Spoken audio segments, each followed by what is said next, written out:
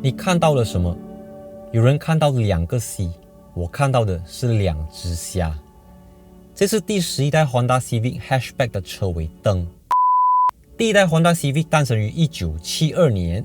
2000 years later. No, we're not going to that way. 我们直接从2006年的第8代 Honda Civic 说起。第8代 Civic 是我个人觉得最好看的一款 Civic。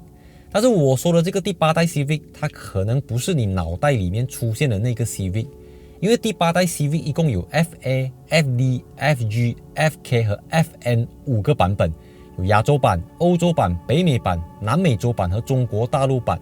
其中最为人知的就是 FD2 Type R 和 FN2 Type R。接着就到了最没有存在感的第9代 Civic， 有 FB、FG 和 FK 3个版本。马来西亚市场的是叫 FB，FG 则是美国市场的 Civic Coupe，FK 是欧洲版本的 5-door hatchback， 而 FK 也延伸出后来的 FK2 Type R， 而 FK2 Type R 也是日本市场唯一的第9代 Honda Civic。换句话说，马来西亚市场的这个第9代 Civic 在日本市场是不存在的。Honda Civic 一直以来都有北美版本、欧洲版本和亚洲版本，直到2015年的第10代 Honda Civic就进行了全球统一化，只有 Civic FC Sedan 和 FK Hatchback 2个版本。马来西亚市场并没有像泰国那样子引进平民版的 FK， 只有从英国进口的高性能版的 FK8 Type R。跟之前的 Civic 不同的是，第10代 Honda Civic 是由美国部门主导，除了 FK 之外，由 Honda R&D America 部门的设计师 Gerard Hall 操刀。It looks like a street fighter, like it's ready to pounce。 这是 Gerard Hall 对于 Civic Sedan 的看法。就像我之前介绍 Civic FC 的时候有提到，这一款 Civic 在销量方面是马来西亚的 King of C Segment。 影片开始之前，感谢今天这一期的冠名赞助商 Andro Carmat， 大家可以上到 Andro 动漫去找到适合你自己的 Carmat。 这是率先登陆美国市场的第11代 Honda Civic Sedan， 代号为 FE。 这是即将在2021年8月登陆日本市场的 Civic Hatchback。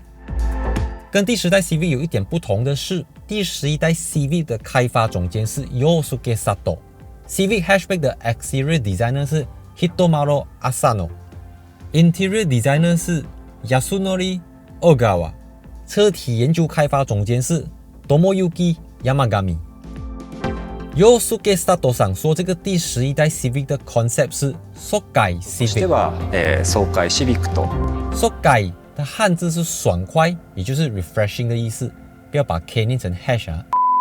Sokai 也福建话叫爽快，广东话叫爽快。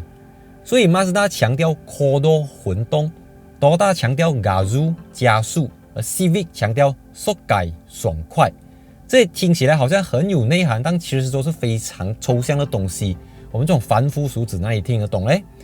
我只看到车头采用了 LED 大灯、LED 日间行车灯、Honeycomb Mesh 风网造型的前格栅，它其实看起来就像更加宽阔的 Honda City RS 这样子。我不确定第11代的 Civic Hatchback 跟马来西亚人有没有关系，也不确定 6-speed manual gearbox 跟马来西亚人有没有关系，因为这是一个 Sedan is the best、Auto is the best 的汽车市场。By the way， 你可以从 Civic Hatchback 的这个造型看到下一代 Civic Type R 的影子。Civic Sedan 的车尾跟上一代有很大的不同，它少了 Street Fighter 的味道，多了 Elegance 的感觉，就看起来比较保守、比较稳重的感觉。相较于各花入各眼的外观造型啊，我觉得内饰才是第11代 Civic 的重点。Honda Interior Designer 部门的 Jonathan Norman 提到，未来的 Honda 车款都会采用 Human-Centric 的理念，也就是 Man Maximum Machine Minimum 的概念。这又是一个很抽象的东西。简单来说，就是舍弃了内厢式萤幕，采用 Floating Screen 悬浮式萤幕 to minimize the driver's eye movement while driving， 就是缩短驾驶者的视线离开前方的距离和时间。但这并不是什么 rocket science 啊，我们可以看到 Mazda 一早就采用了这样子的东西。最新的 Corolla 也采用了悬浮式萤幕，但是有些国家就用了 Density。但是 Honda 就不像 Mazda 和 Lexus 这样子采用什么旋钮和 Touchpad， 而是在萤幕周围加入了实体按钮。其实第10代 Honda Accord 已经是采用这样子的概念了。至于旋钮比较好还是 touchscreen 比较好，这个就见仁见智了。欢迎留言告诉我你觉得哪一种比较实际。再来，空调系统的按钮也跟我之前介绍的 Honda City 非常类似，但不确定有没有这样子的声音了。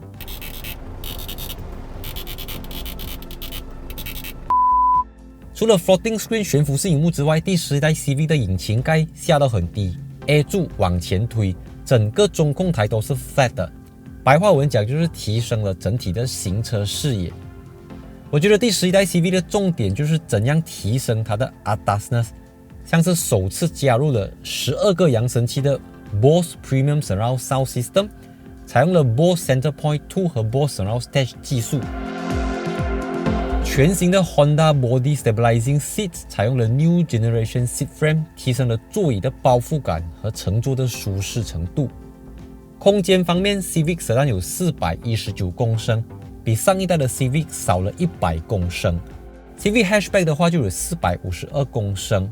因为第10代 CV 的后排其实已经非常大了，所以这个第11代其实也没有太多的提升空间。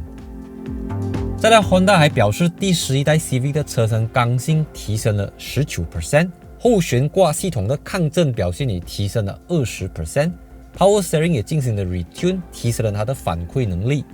再来，车身轴距增长了35mm 左右，来到2736mm， 也就是比 Mazda 3、Corolla Altis 和 Elantra 都还要长。所以美国版的 Civic 有 1.5L Turbo 和 2.0L NA 两个版本。日本版的 Civic Hatchback 就只有 1.5L Turbo， 搭配 CVT 或者 6MT。1.5L VTEC Turbo 有180 horsepower 和240 Nm， 比上一代的 Civic 多了10个 horsepower 和20 Nm。2.0L iVTEC 有158 horsepower 和187 Nm。暂时不确定马来西亚会不会保留这个 NA 版本，因为 Honda 已经预告了全新的 Civic e:HEV Hybrid 和 Type R 将会在2022年登场。第11代 Civic 将会在2022年8月登陆日本市场，据说泰国市场也将会在2021年7月迎来这个第11代的 Honda Civic， 很有可能还会比日本本土来得快，就像之前的 Honda Accord 这样子，也就是泰国先 launch 了，才到日本 launch。那马来西亚的话就不好说了，尤其现在这种局势这样这样不安。所以如果你有什么内幕消息的话，欢迎留言在下方讨论，也告诉我你觉得这个第11代的 Honda Civic 有没有比第10代的 ADAS 很多，你的看法是怎样？喜欢影片不要忘记分享、按赞、订阅，也要 follow 我的 Instagram account。 And see you in my next video. 3, 2, 1。 不要问我多少钱因为还没有 launch 的东西。 And cut。 感谢今天这一集的冠名赞助商 Android Car Mat， 大家可以上到 Android 动漫去找到适合你自己的 Car Mat。